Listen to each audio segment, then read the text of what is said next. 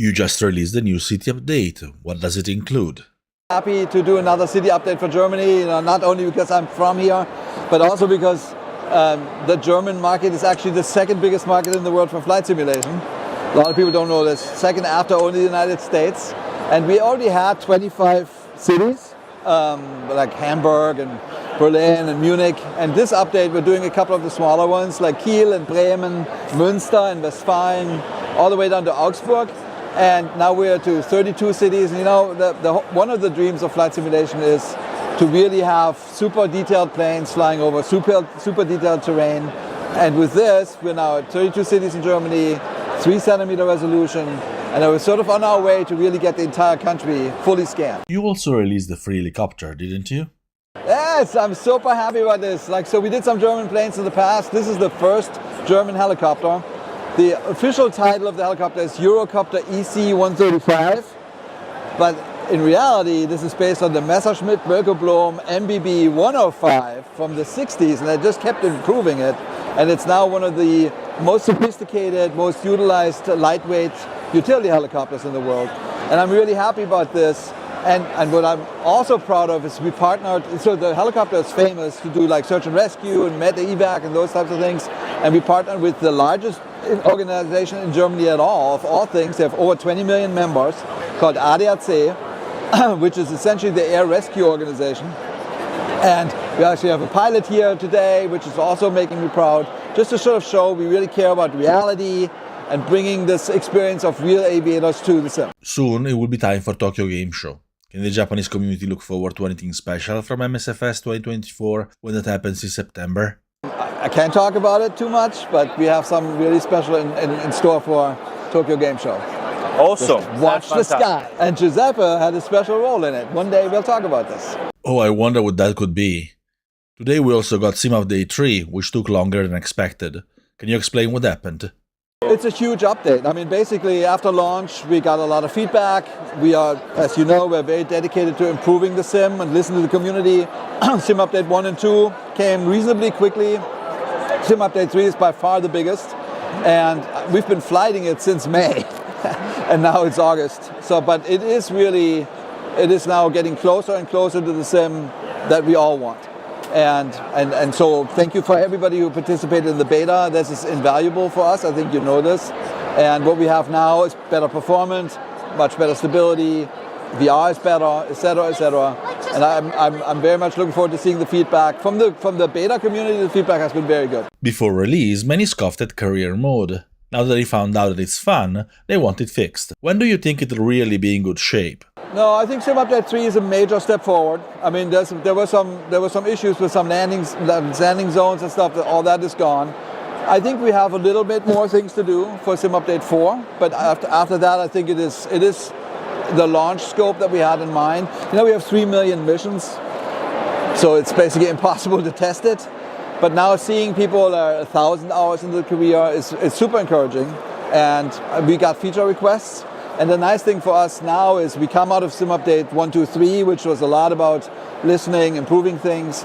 As we're moving to Sim Update 4, 5, 6, it's also about new things. So you'll hear more and more from us about, hey, we listened to what you said, you wanted a new feature, here's what we're doing about it. So you will see it evolve, which is the beauty of the hobby, right? It always evolves, and flight sim will evolve for the next years, just like 2020 did all these years ago. If you had no constraints, what would you personally like to add to the career mode? I mean, I think one of the big steps for flight simulation in general is shared cockpit and shared experiences. People do it, but it's maybe it's a lot of work to actually go on a bush trip together or something like this. But it makes me, every time I see it, like 20 people landing on a hill and they're moving around and having a campfire, that makes me happy. And I think there's more to be done. And it's one of the #1 requested features is shared cockpit. Once we have that, it changes what the career feels like. Because right now it's very much sort of a solo thing.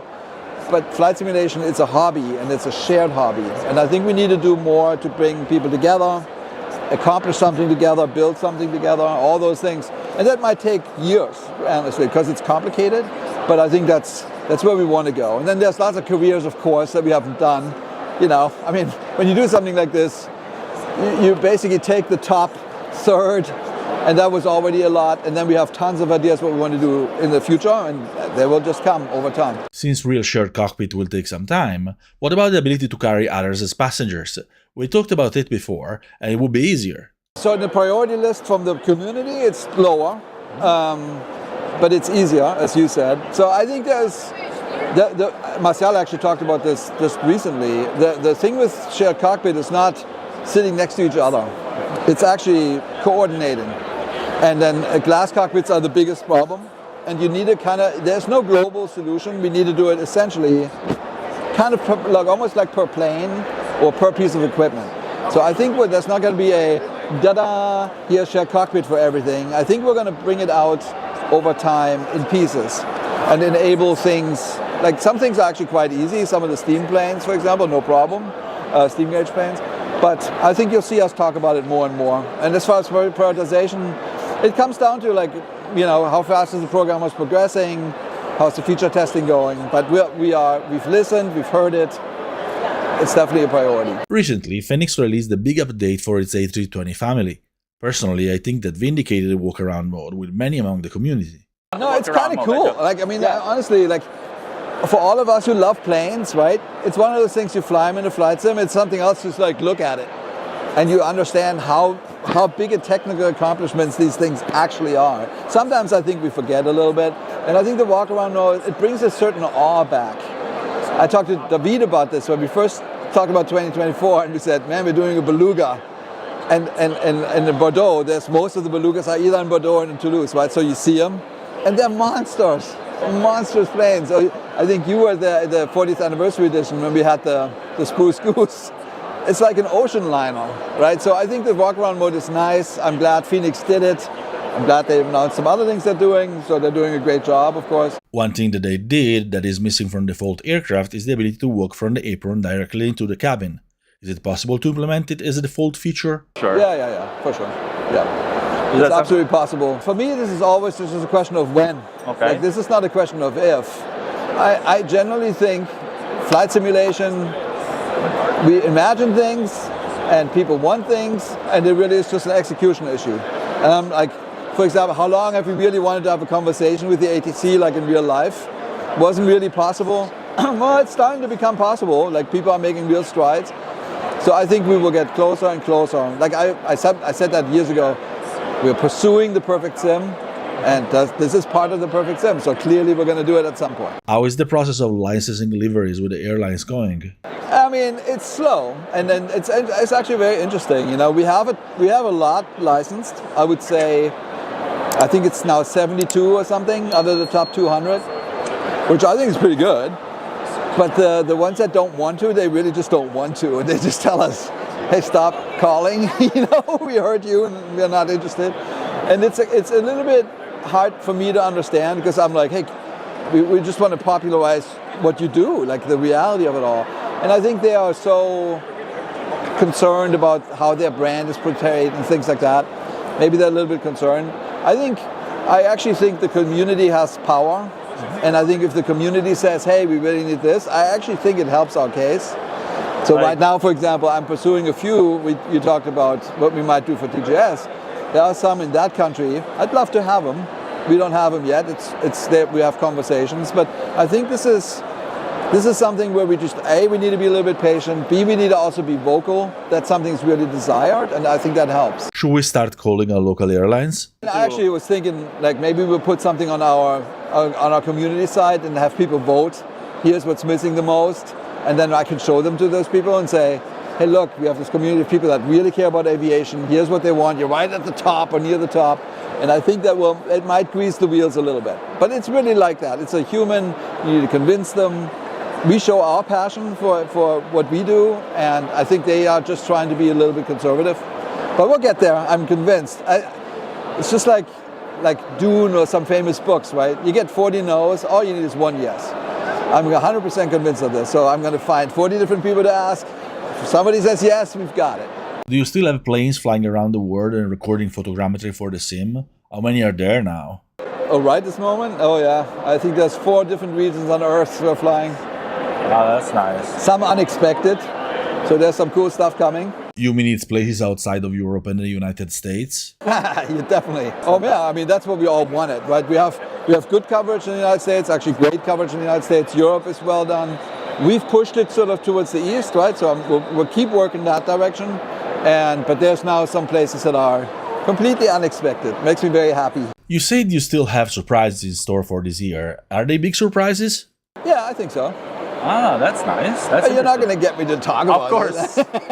No, there's some really cool things. Like the second half of the year that's just kicking off here at Gamescom, I think we'll have a great time. Speaking of something that was a surprise when it was announced, is Reno Air Races coming to MSFS 2024?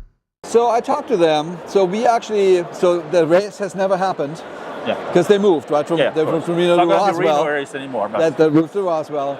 And I talked to Tony. Tony was actually with us on stage in Vegas. I don't know if you were there, but we're going to send people in September to the race to get the pylon locations right. We need a little bit more photographing before we can really do this right. So the idea is we'll capture this year and we'll have it next year. Speaking of spectacle, how is the development of the Red Bull content going? Good. Is it finally coming? Yes. This is the expression that says, I'm not going to say a word more, so let's move on.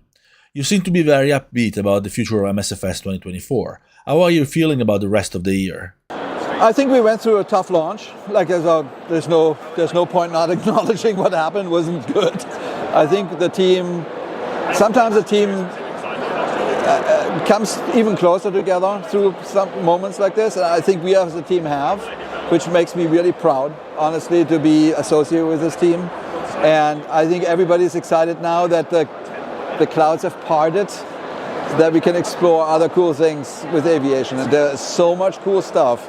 So, we have a roadmap right now till 2028.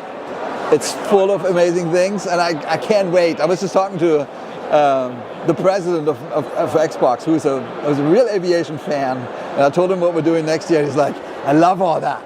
And that's exactly what I think the reaction is going to be. People say, holy crap, this is awesome. Thank you for watching. If you enjoyed this video, please like and subscribe to our channel. And if you so wish, leave your feedback and opinions in the comments. Your input and support are always highly appreciated. As always, thank you very much for your time and attention. We hope to see you again soon here on Simulation Daily's YouTube channel and every day on the site, because our flight simulation coverage never stops.